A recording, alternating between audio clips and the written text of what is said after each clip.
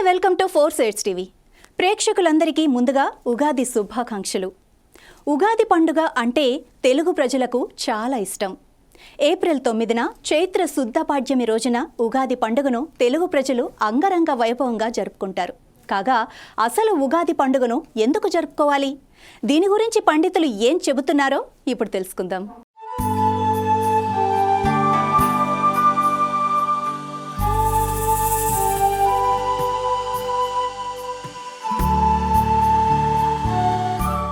కల్ప ఆరంభం, యుగ ఆరంభం అయిన రోజు యుగాదిగా చెప్పబడింది. ఆ రోజునే బ్రహ్మదేవుడు సృష్టిని పుట్టించాడట. బ్రహ్మ సృష్టిలో ప్రళయ భయం అయిపోయిన తర్వాత తిరిగి ఆరంభించే అధ్యాయాన్ని బ్రహ్మకల్పం అని అంటారు. ఈ ప్రారంభకాలాన్ని కల్పాది అని వ్యవహరిస్తారు.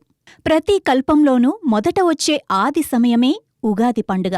దీని గురించి సూర్య సిద్ధాంతం అనే జ్యోతిష్య గ్రంథంలో స్పష్టంగా చెప్పారు.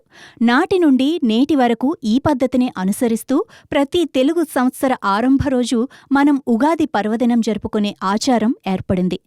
యుగాది అనేది సంస్కృత పదం.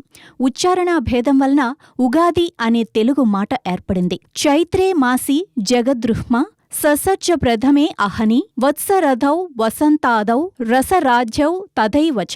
తెలుగు సంవత్సరం చైత్రం నుండి శిశిరం వరకు 6 ఋతువులుగా విభజించారు. సంవత్సరం పొడుగునా అనేక ఒడిదుడుకులు అనుభవించిన ప్రకృతిలో చెట్లు శిశిర ఋతువులో ఆకులు రాల్చి జడత్వాన్ని పొందుతాయి. చైత్రమాసంలో కొత్త చిగురు తొడిగి చైతన్యవంతంగా కనిపిస్తాయి. ఈ విధంగా ప్రకృతిలో సంభవించే నూతన సంవత్సరం చైత్రమాసం. అందుకే ఈ మాసారంభానికి ఉగాది అని పేరు వచ్చింది. ఉగాది పర్వదినాన అభ్యంగనము, పుణ్యకాల సంకల్పం, ఉగాది పచ్చడి సేవనం, ధర్మకుంభం, సృష్టి క్రమవర్జన, కల్పాది వైవస్వత, మన్వంతర వివరములతో కూడిన పంచాంగ శ్రవణం అనే ముఖ్యమైన విధులను అనుసరించవలసి ఉంటుంది. సూర్యోదయానికి పూర్వమే నువ్వుల నూనె తలకి పట్టించి ఉసిరికాయ, పెసరపిండి, పసుపు, భావపంచాలు, ఖర్జూరాలు మొదలైన వాటిని ఉపయోగించి శిరస్నానం చేయాలి. ఈరోజు వేడినీటి స్నానం శ్రేష్టం. అనంతరం తిలకం దిద్దుకొని నూతన వస్త్రములు ధరించి సంకల్పం చెప్పుకొనవలనని ధర్మసింధువు తెలియజేస్తోంది. సూర్యునికి అర్ఘ్యం, దీపం, ధూపం, పుష్పాంజలి సమర్పించాలని శాస్త్రం చెబుతోంది. మనం తలపెట్టిన కార్యక్రమాలకు శుభ ఫలితాలు ఇవ్వాలని కోరుకుంటాం. హైందవ సంకల్ప మంత్రాలకు అత్యంత ప్రాముఖ్యత ఉంది. ఈ రోజున అత్యంత ముఖ్యమైన కార్యక్రమం ఉగాది పచ్చడి స్వీకరణ.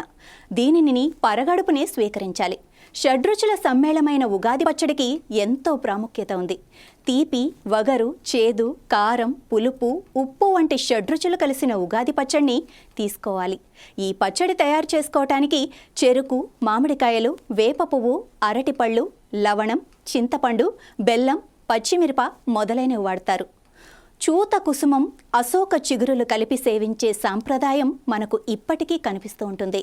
మహాపర్వదినాలైన కల్పాది తిథులు, మన్వంతర తిథులు, దశావతార పుణ్య తిథులు మొదలైన ఉంటాయి. తిథి, వార, నక్షత్ర, యోగ, కరణ మొదలైన 5 అంగముల కలయికను పంచాంగం అంటారు. ఈ విధమైన పంచ అంగముల శ్రవణం వలన భవిష్యత్తులో మనకు రానున్న విశేషాలు, పండుగలు, గ్రహణాలు, వర్ణ వివరాలు, కాల నిర్ణయాలు, ఆ సంవత్సరంలో సాగే ధరవరలు, వర్షపాతములు మొదలైనవి తెలుసుకోగలుగుతాం.